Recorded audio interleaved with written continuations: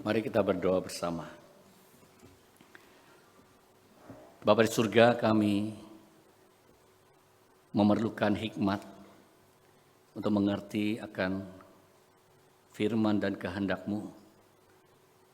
Sebagai gereja Tuhan, kami setiap pribadi, Tuhan sudah memberikan keselamatan, menjamin keselamatan kami, menyertai kami dengan kuasa Roh Kudus. Kami rindu Tuhan. Kuasa yang Kau nyatakan kepada kami, memampukan kami menjadi utusan Tuhan. Setiap pribadi pergi memberitakan Injil Tuhan di mana kami ditempatkan. Urapi hamba-Mu, beri kepada kami pengertian, ketaatan dan kerinduan, mengasihi Tuhan, melakukan firman-Mu. Atas nama Tuhan Yesus Kristus. Amin. Shalom jemaat kasih Tuhan. Sudah beberapa minggu kita membahas tentang gereja di dalam bermisi. Hari ini gereja yang bermisi. Kita akan membacakan dari Kisah Para Rasul pasal yang pertama. Kita akan hanya bacakan ayat yang ke-6 sampai ke-8. Konteks ini adalah waktu Yesus akan naik ke surga. Dia memberikan perintah kepada para muridnya. Setelah itu dia naik ke surga di Bukit Zaitun. Saya akan bacakan. Lalu ketika berkumpul mereka bertanya kepadanya, Tuhan, maukah engkau pada masa ini memulihkan kerajaan bagi Israel? Jawabnya kepada mereka, kamu tidak perlu mengetahui masa dan waktunya yang ditetapkan Bapa sendiri menurut kuasanya. Tetapi kamu akan menerima kuasa bila mana Roh Kudus turun ke atas kamu. Dan kamu akan menjadi saksi-saksiku di Yerusalem, di seluruh Yudea dan Samaria, dan sampai ke ujung bumi. Ini adalah perintah Tuhan, amanat agung Tuhan. Sebelum dia naik ke surga kepada para muridnya dan banyak orang menyaksikan kenaikan Yesus ke surga. Bapak Ibu sekalian, seorang pendeta di South California, Francis Chan, dia merintis gereja yang mula-mula di ruang tamunya. Cuma 30-an orang, setelah itu berkembang menjadi 5.000 orang. Menjadi gereja yang sangat besar, diistilahkan mega church di Amerika. Pada saat dia melihat dan merasakan setiap minggu dia berkhotbah, 5.000 orang menyaksikan dia berkhotbah. Dia menyadari bahwa kenapa sumber daya yang terlalu besar, orang-orang hanya melihat dia berkhotbah, kenapa tidak melakukan firman Tuhan? Setelah itu, dia memutuskan untuk meninggalkan gerejanya. Dia pergi ke Asia. Dia mengunjungi orang-orang yang dianiaya sebagai orang Kristen. Dia mengunjungi para misionaris di tempat-tempat yang sulit, berdoa bersama, melayani. Dalam waktu tertentu, dia memikirkan kenapa gerejanya, orang-orang yang dilayani selama ini tidak mengabarkan Injil, tidak berfungsi sebagai gereja yang dia pikirkan menurut kehendak Tuhan. Satu momen yang paling mengagetkan dia adalah waktu dia menginjili seorang gangster, dibawa ke gereja. Setelah dibawa ke gereja, dibaptis. Seorang yang bertobat itu tiba-tiba hilang dari gereja. Dia cari kembali, dia bertanya, kenapa kamu tidak ke gereja lagi?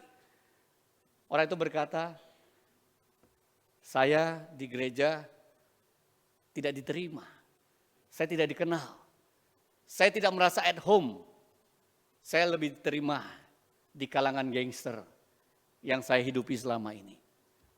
Francis Chan lebih merasa sedih. Dia merasa setiap minggu orang seperti melihat dia show berkhotbah, tapi tidak melakukan misi Tuhan. Setelah itu dia memikirkan satu pola yang dia pikirkan mungkin harus sesuai dengan firman Tuhan. Seperti gereja mula-mula. Di mana orang-orang berkumpul saling mengenal, saling mengasihi. Dan mereka mengabarkan Injil, Injil berpengaruh. Di mana mereka ditempatkan. Dia memulai satu gerakan bernama We Are Church. Kitalah gereja. Di rumah-rumah dia mengatakan semua orang mempunyai karunia dari Tuhan. Semua orang diberi kuasa dan karunia bisa men-sharingkan kebenaran firman Tuhan. Dia lengkapi orang-orang yang diutus di setiap komunitas, di rumah-rumah tanpa biaya. Dia mengatakan nanti 10 tahun mendatang, bukan 5.000 orang, bukan 10.000. Tapi dia memperjuangkan dalam 10 tahun ke depan. Setiap rumah kira-kira 30 sampai 40 orang bisa ada 1,2 juta orang. Dia bilang dia pun tidak berkhotbah, dia hanya mempersiapkan orang-orang yang bisa sharing firman Tuhan. Menjadi penatua di setiap komunitas. Dan menyaksikan hidup saling mengenal, saling berbagi. Memberitakan Injil, terus berkembang. Terus dipecah-pecah orang-orang yang bisa diutus. Jemaat kasih Tuhan, kita berbicara tentang misi beberapa minggu ini. Kita kadang berpikir gereja mempunyai misi, tetapi sebenarnya bukan gereja yang memiliki dan mempunyai program misi. Misi adalah milik Tuhan. Mission Dei. Missio Dei, bahasa Latinnya adalah misi Tuhan. Kata dasar misionari adalah dari Missio Dei, misi Tuhan. Tuhan kita adalah Tuhan yang diutus. Yesus Kristus diutus oleh Bapa. Bapa dan Yesus Kristus mengutus Roh Kudus. Dan kalau kita lihat pola ini, Yesus di dalam Matius 28 ayat 19 dikatakan, karena itu pergilah jadikan semua bangsa muridku dan baptislah mereka dalam nama Bapa dan Anak dan Roh Kudus. Dilanjutkan dengan perikop yang kita baca hari ini, Yesus mengatakan, bila mana Roh Kudus turun di atas kamu, kamu akan menjadi saksiku di Yerusalem, di seluruh Yudea dan Samaria dan sampai ke ujung bumi. Jadi kita simpulkan dengan tepat formulanya adalah Yesus diutus datang ke dunia menggenapkan misi Allah. Misi Yesus adalah menyatakan dirinya sebagai Mesias yang akan menderita, mati, bangkit, menjadi jalan satu-satunya dari penebusan atas dosa manusia. Inilah berita Injil Kerajaan Allah. Inilah berita kerajaan surga yang membebaskan manusia di dalam belenggu dosa. Misi Yesus Kristus mengajarkan firman yang kekal melalui para muridnya dan orang-orang di zamannya sekaligus mengutus mereka untuk melanjutkan misi. Mengutus gerejanya yaitu kita semua. Yesus diutus, dia memberitakan, memuridkan, dan dia mengutus lagi. Para rasul diutus, para rasul memberitakan, mereka memuridkan dan mengutus. Kita juga adalah orang yang diutus Tuhan. Harusnya memberitakan Injil Tuhan. Harusnya kita dimuridkan dan memuridkan orang lain. Dan kita mengutus orang lain untuk mengabarkan Injil Tuhan.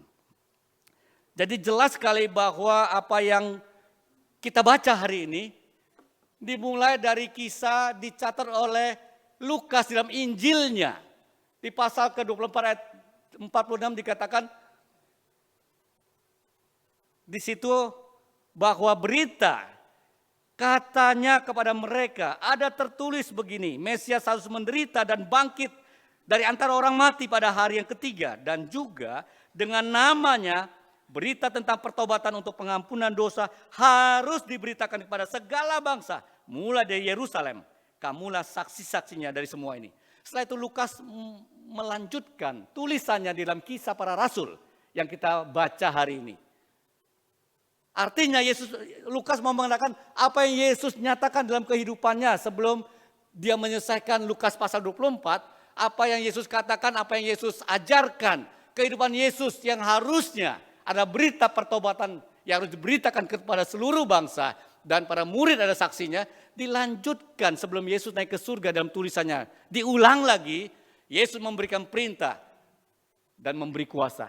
Engkaulah saksiku. Bila mana Roh Kudus turun.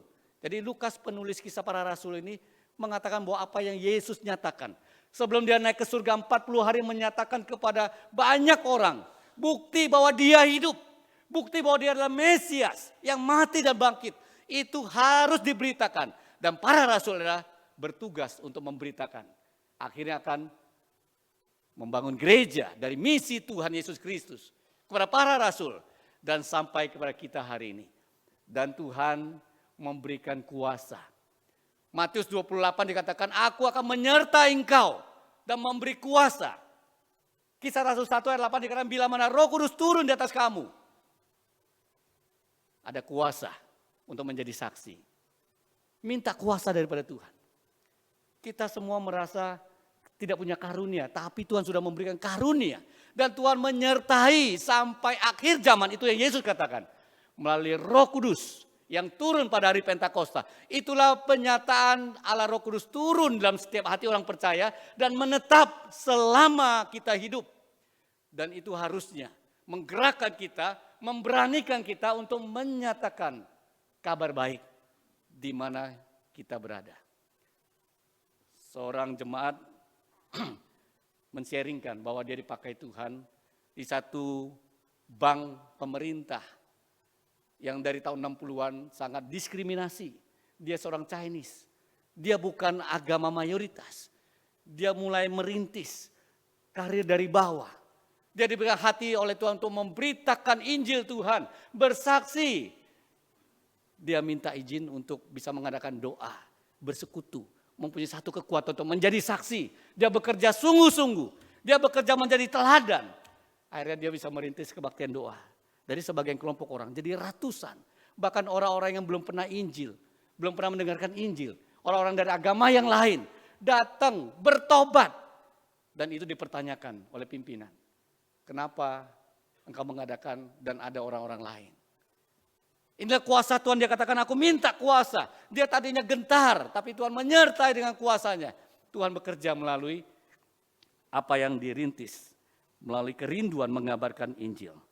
Jemaat kasih Tuhan, berita tentang pertobatan untuk pengampunan dosa harus diberitakan. Dan kitalah saksi-saksinya. Para murid perasaan mengerti akan perintah ini. Mereka tahu memberitakan Yesus adalah kelahiran, ajarannya, tindakan Yesus, penderitaan Yesus, kematian Yesus, kebangkitan Yesus, dan janji kedatangannya. Para rasul tidak berhenti waktu mereka diancam. Maka di dalam firman Tuhan dicatat mereka dengan berani memberitakan Injil Tuhan. Karena Roh Kudus turun di atas mereka. Membahas mengenai Injil Kerajaan Allah, kadang-kadang kita salah mengerti Kerajaan Allah yang murid-murid pada waktu itu juga salah mengerti. Di dalam Kisah Rasul 1 ayat 6 dikatakan, Tuhan, kapan engkau akan memulihkan kerajaan Israel? Mereka memikirkan kerajaan Allah hanya sebagai satu hal yang fisik. Kerajaan Israel yang runtuh. Ratusan tahun tidak ada raja lagi. Sekarang kami tahu engkau berkuasa. Menyembuhkan orang. Bangkit dari antara orang mati. Membangkiti orang mati. Memberikan satu kuasa yang dinyatakan. Mereka bilang, kapan Israel punya Mesias penolong, pemberi pengharapan besar itu. Memulihkan Israel. Melawan tirani dari penguasa yang menjajah mereka. Yesus mengatakan, itu salah. Tentang kerajaan Allah yang akan dipulihkan. Bukan yang kamu maksud secara fisik kerajaan Israel. Tapi pada waktu Bapa yang akan menyatakannya. Yaitu kerajaan surga secara rohani. Waktu kita memahami kerajaan surga. Murid-murid secara fisik mengenai kerajaan surga. Kita mau pulihkan. Kita mau besarkan. Kita mau kuatkan. Seorang pendeta bernama Kevin DeYoung mengatakan. Kita sering pakai istilah yang salah. Kerajaan Allah kita mau memperluas. Kita mau membangun kerajaan Allah. Kita mau melebarkan kerajaan Allah. Tidak ada satu konsep membangun, memperluas kerajaan Allah. Satu-satunya yang mirip adalah waktu perumpamaan kerajaan Allah biji sesawi itu bukan besar lokasinya. Bukan kuatnya tapi dampak kuasa Injil kerajaan Allah itu seperti biji sesawi. Dampaknya. Jadi kerajaan Allah itu adalah realita kehadiran kuasa Allah, pemerintahan Allah di dalam diri orang percaya. Bukan secara fisik kita memperluas gereja, memperluas tempat. Itu adalah kita perluas, kita bangun bukan. Kita harus menyatakan realitas, keselamatan, pemerintahan Allah, kehadiran Allah kepada setiap hati orang percaya. Dia menganalogikan seperti matahari. Rasanya yang kita rasakan kadang-kadang panas, kadang-kadang mendung. Itu bukan mataharinya kecil dan jadi besar, betul? Itu hanya ada awan. Atau mungkin kita berlindung di satu tempat teduh. rasa dan dampak matahari itu berkurang. Kerajaan Allah juga sama. Kerajaan Allah yang nyata, kuasa Allah, keberadaan Allah dan kerajaannya sama.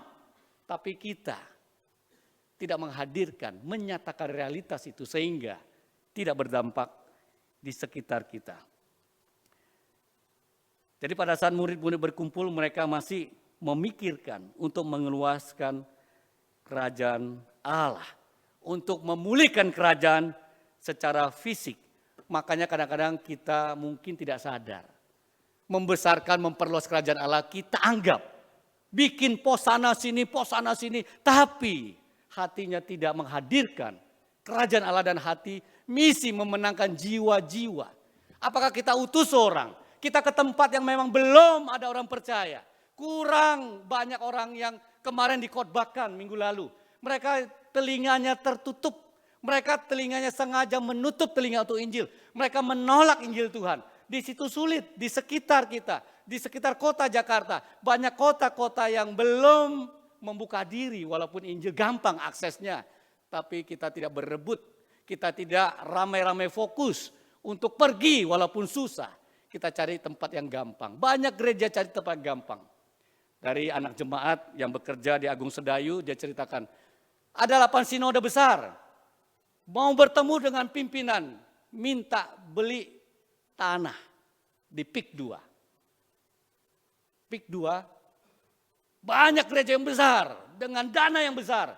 Ada yang sempat tidak bisa membayar karena terlalu mahal. Berebut ke sana. Tapi apakah ada hati melihat sekitar yang lain, yang susah, yang belum dengar Injil, yang akses Injil tertutup. Ramai-ramai, berjuang, ada tantangan seperti para rasul. Waktu mereka memberitakan ini terpecah dalam Kisah 14.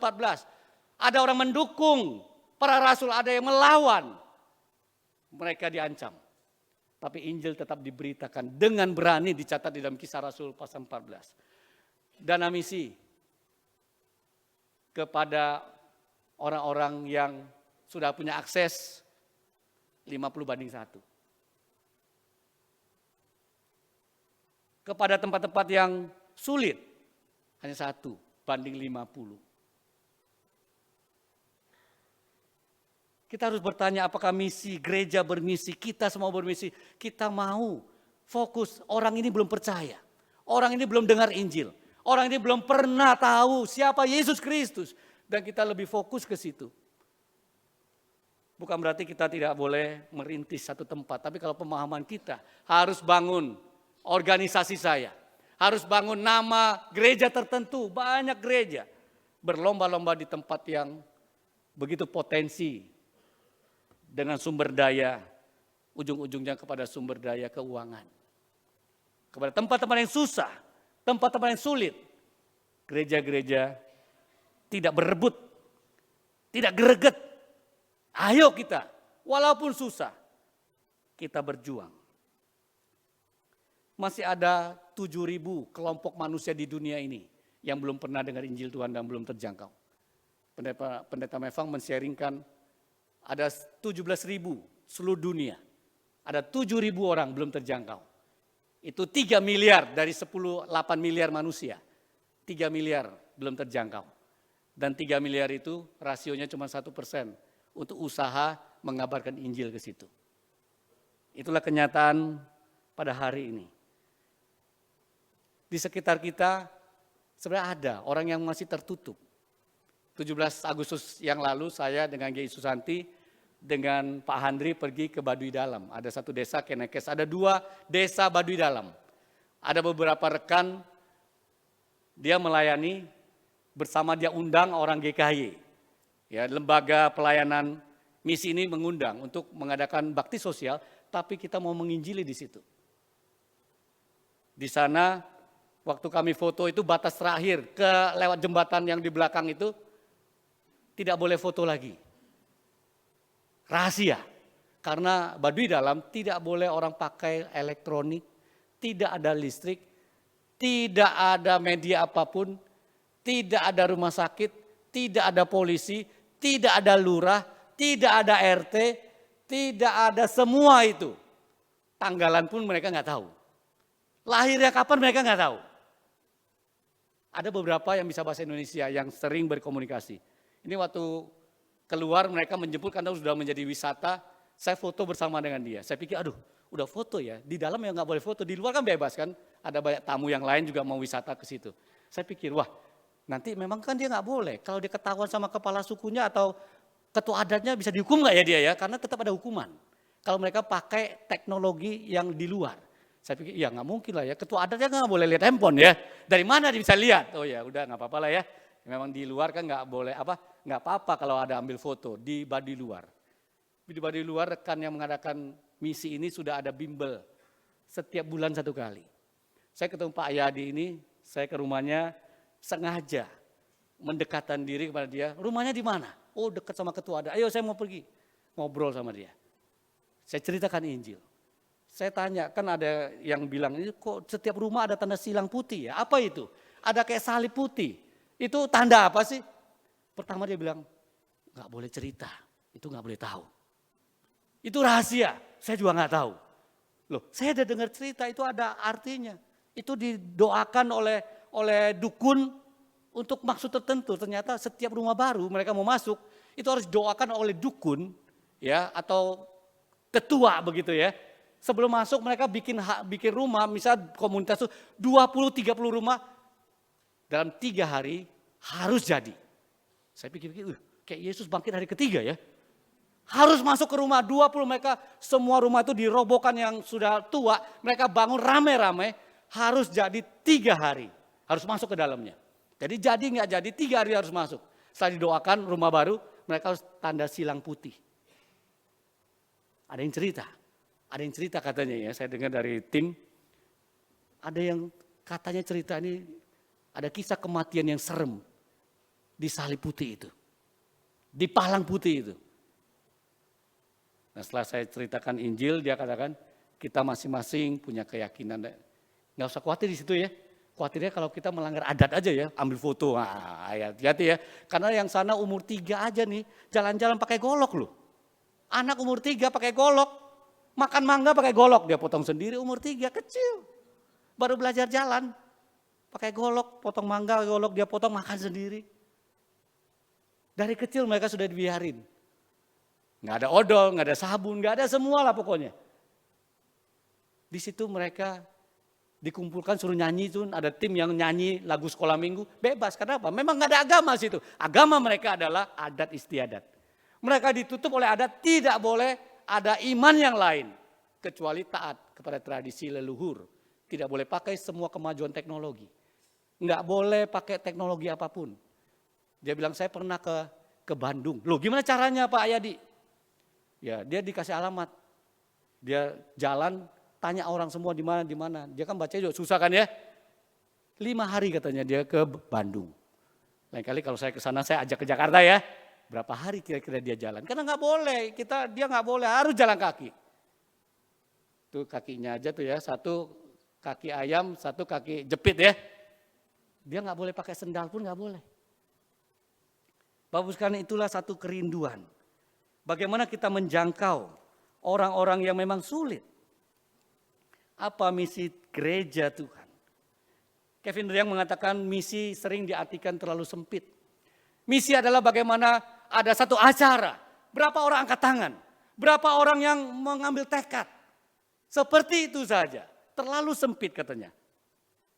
Selalu laporan berkaitan dengan speed, angka, berapa banyak. Padahal, apakah betul-betul mereka percaya, mengerti, dan menghidupi Injil kerajaan surga.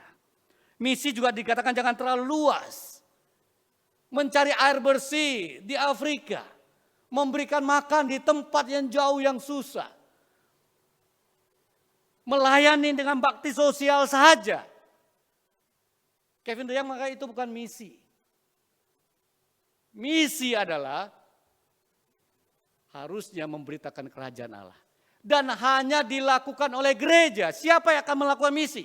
Apakah orang-orang yang mengadakan bakti sosial dari PBB, dari siapapun organisasi yang besar. Menolong orang lain. Apakah mungkin mereka melakukan misi? Yang bisa melakukan misi dan peduli misi, mengabarkan Injil hanya gereja. Dan celakalah gereja yang diberi percayaan perintah oleh Tuhan justru melakukan banyak hal yang dilakukan oleh Bill Gates, PBB dan sebagainya. Misi hanya gereja yang mau dan bisa lakukan, yaitu mengabarkan tentang Yesus. Hal-hal yang baik kita memang harus lakukan. Galatia 6 ayat 10 mengatakan kalau kamu bisa berbuat baik, berbuat baiklah kepada semua orang. Berbuat baik silakan, tapi kalau kita bicara misi, tidak bisa tanpa Injil Tuhan. Makanya kita terus dorong. Misi di Bimbel, Teluk Gong, Teluk Naga, NTT, di berbagai tempat. Kalau misinya betul-betul tidak mendarat, kita harus evaluasi apakah kita hanya mengerjakan pelayanan sosial. Walaupun nggak salah ya, tapi kalau kita mau bermisi, kalau tidak ada firman Tuhan diberitakan, tidak ada tajam membawa orang bertobat, kita belum melakukan misi Tuhan. Makanya saya dalam pelayanan juga ujung-ujungnya harus misi. Dalam pelayanan perkunjungan, orang harus ditantang untuk apakah dia betul-betul punya iman pada Yesus Kristus yang benar. Kalau mereka berimannya bingung-bingung masih sinkretisme, harus dinyatakan. Dia harus percaya pada Yesus yang benar. Yesus yang murni yang diberitakan. Seperti lagu berita Injil yang tadi kita nyanyikan. Injil yang murni. Dan pelayanan diakonia, saya tekankan pada rekan-rekan. Tunggu waktu Tuhan, kita harus mengabarkan Injil Tuhan. Setahun minimal 2 kali saya disuruh khotbah tanda kutip ya di anak-anak bimbel di belakang kita. Yang hampir semuanya bukan anak Tuhan. Saya dengan pelan-pelan memasukkan Injil Tuhan. Kenapa kami melakukan ini? Karena kasih Tuhan kepada kami. Kepada gereja Tuhan. Kami peduli bangsa ini, kami peduli kalian, kami peduli keluarga kalian. Karena kasih Kristus yang menembus kami dari hidup sia-sia. Kami melakukan ini dengan kasih. Dengan sungguh-sungguh kalau kalian melakukan dengan baik dalam hidup kalian, itulah mau gereja, maunya Tuhan. Pelan-pelan. Harus ada misi Tuhan mengabarkan Injil. Mungkin akhir tahun ini kita akan mengadakan satu kebersamaan bersama semua tim Posyandu yang semuanya 100% agama di luar kita.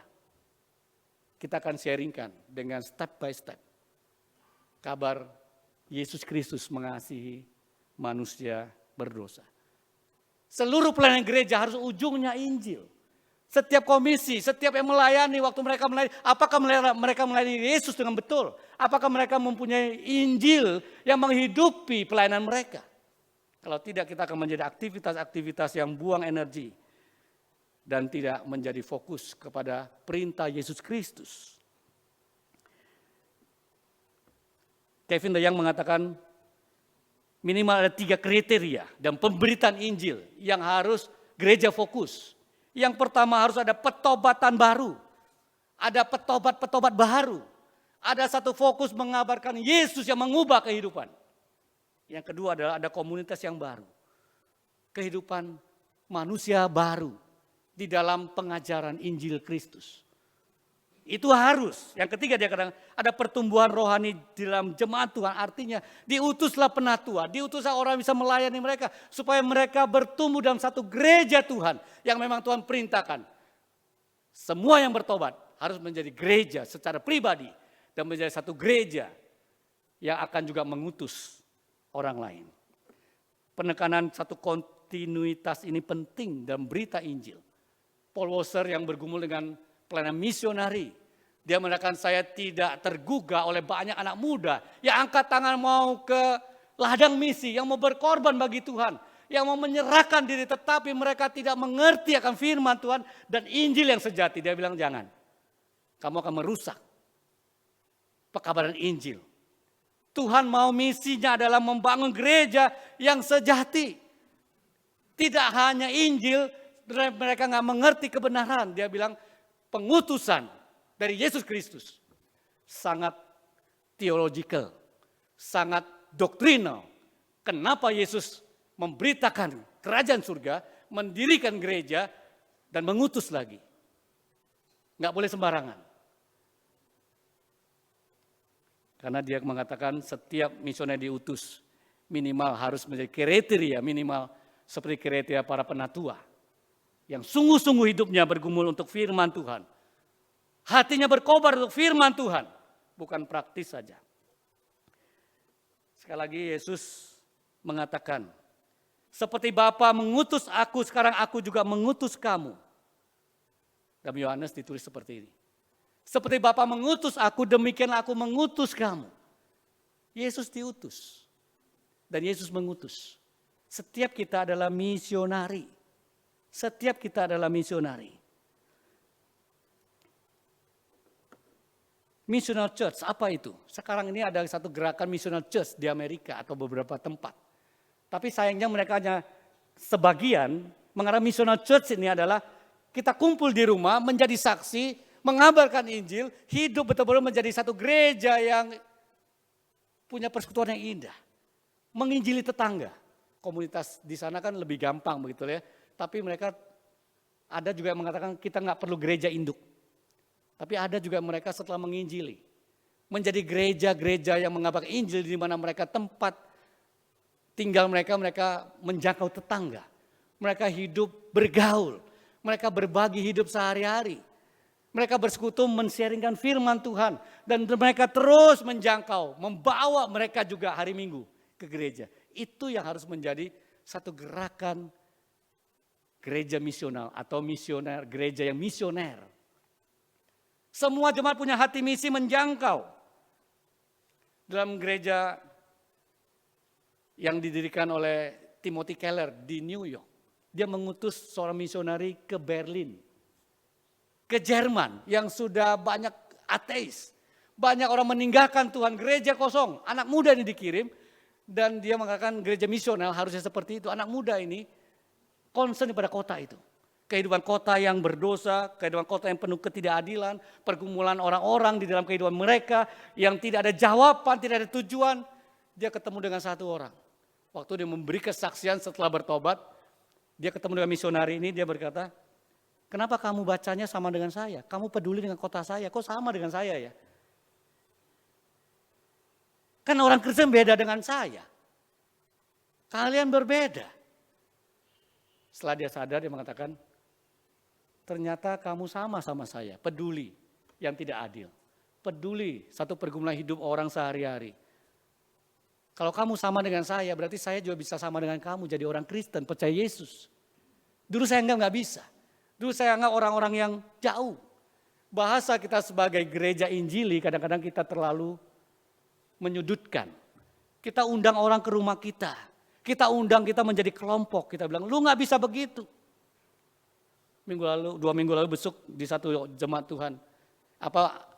Orang tua dari jemaat yang belum percaya Tuhan. Jemaat udah pesan, jangan ya, frontal hati-hati.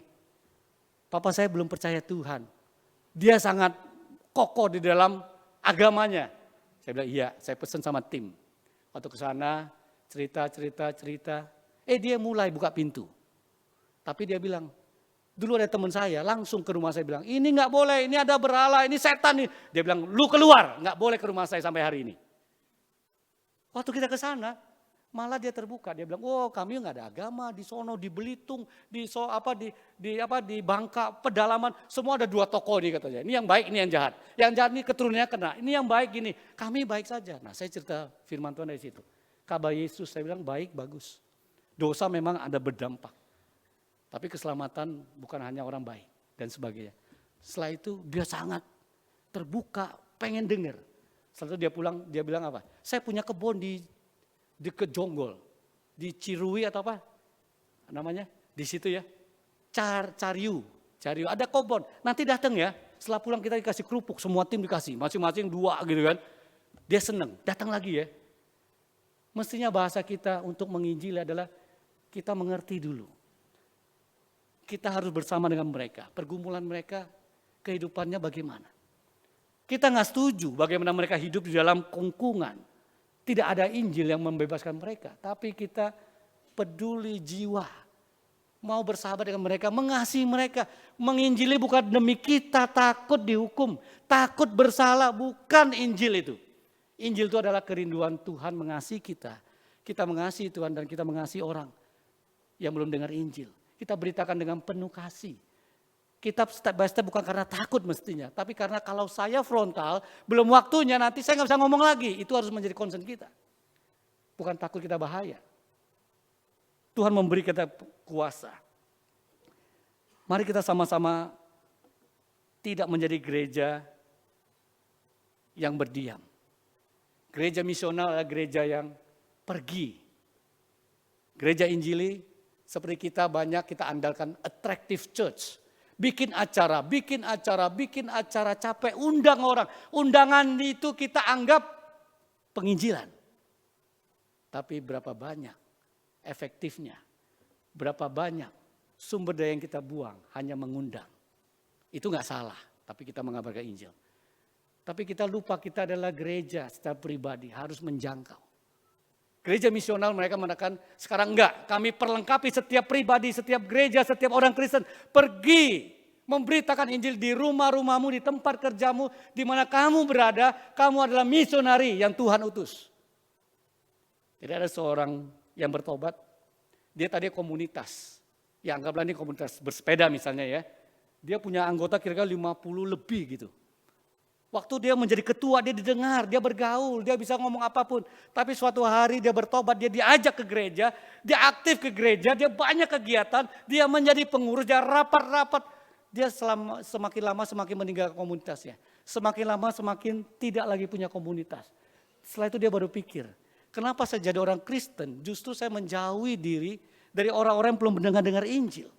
Yang saya bisa kabarkan ini sekarang nggak bisa, saya sibuk di gereja. Setelah itu dia sharing kepada pengurus, mereka mengambil satu sikap. Sekarang harus kembali. Kita perlengkapi, kita utus. Kita berikan sumber daya, mau apa? Kamu diutus kembali, kamu bicara Injil di situ. Sebenarnya nggak perlu konsep gereja misional. Waktu kita mau mengabarkan Injil. Waktu saya remaja tidak ada konsep penginjilan, ini gereja misional harus gitu. Tapi enggak, Yesus sudah mengutus kita setiap pribadi. Kita sudah tahu dengan khotbah setiap minggu. Dengan kerinduan waktu saya jadi pelatih basket, saya kumpulkan anak-anak setiap minggu, ya sekian tahun setelah melayani, menjadi pelatih kumpulkan, ayo nyanyi. Mereka nggak pernah tahu gereja, nggak pernah bisa nyanyi apapun. Nyanyi, mereka tertarik lagu-lagu yang cukup bisa memberikan mereka irama yang baik, ajaran yang baik. Setelah itu ada acara kebaktian besar, saya ajak mereka pergi.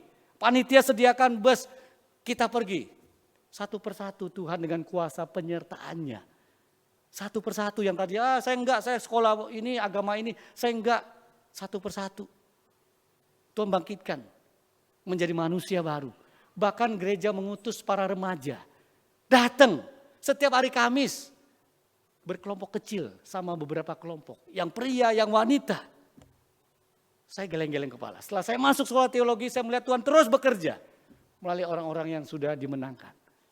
Waktu saya membuat komunitas naik gunung, setahun minimal 1 kali saya kumpulkan dengan teman-teman, ayo kita bikin pendakian gunung gede setahun sekali. Ajak orang-orang belum pernah dengar Injil Tuhan. Kita bikin kebaktian di situ. Ini acara ya, tapi acaranya bukan hanya orang-orang yang rutin di gereja.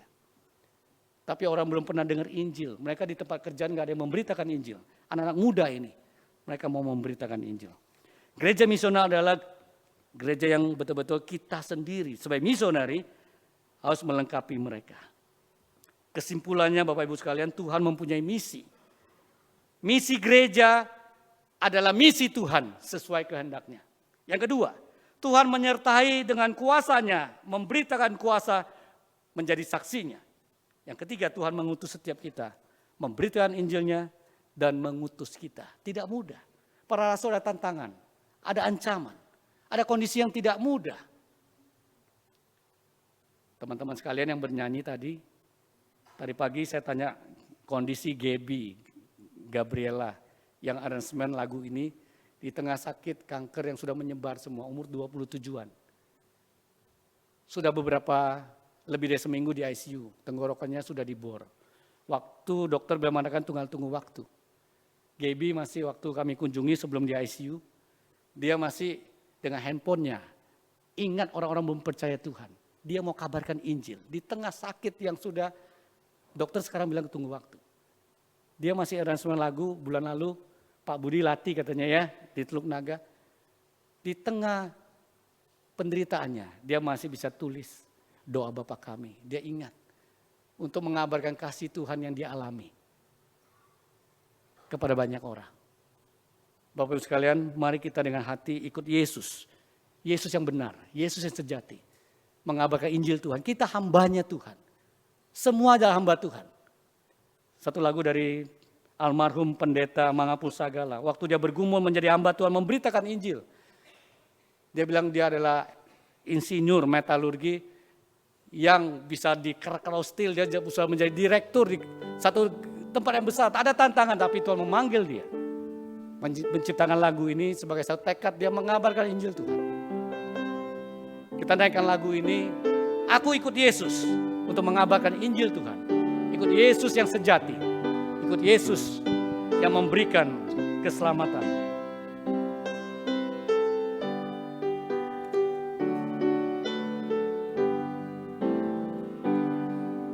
Siapakah yang harus aku ikuti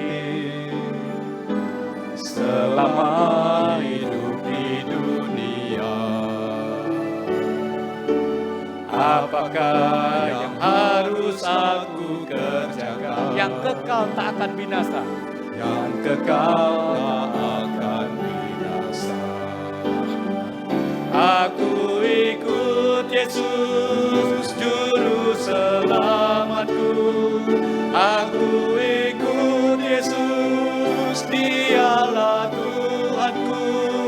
Dia memanggilku menjadi hamba-Nya, memberitakan Injil ke seluruh dunia. Sekali lagi, tanyakan, siapakah yang harus aku ikuti selama hidup di dunia? Apa yang harus kita kerjakan yang Tuhan perintahkan? Apakah yang harus aku kerjakan? Yang kekal, kabar baik Tuhan kepada manusia berdosa. Aku ikut Yesus, kita bangkit berdiri. Aku ikut Yesus, juru selamatku. Aku ikut Yesus, Dialah Tuhanku. Dia memanggilku menjadi hamba-Nya, memberitakan Injil ke seluruh. Aku ikut Yesus, katakan kepada Tuhan. Aku ikut Yesus, juru selamatku. Aku ikut Yesus, Dialah Tuhanku. Dia memanggilku menjadi hamba-Nya, memberitakan Injil ke seluruh dunia. Kalau kami sudah menjadi pengikut Yesus, kami ingin mengerjakan yang kekal, yaitu membawa kekekalan ke dalam setiap hati manusia yang masih kosong dalam pandangan hidup yang fana. Tuhan, pakailah kami. Kami ini hamba-hamba-Mu, bukan untuk hidup menikmati hidup kami di dalam Kristus, tapi kami rindu mengabarkan, menyampaikan kabar baik di mana kami ditempatkan. Demi Yesus Kristus, Juru Selamat kami, Juru Selamat dunia. Amin. Silakan duduk, jemaat terkasih.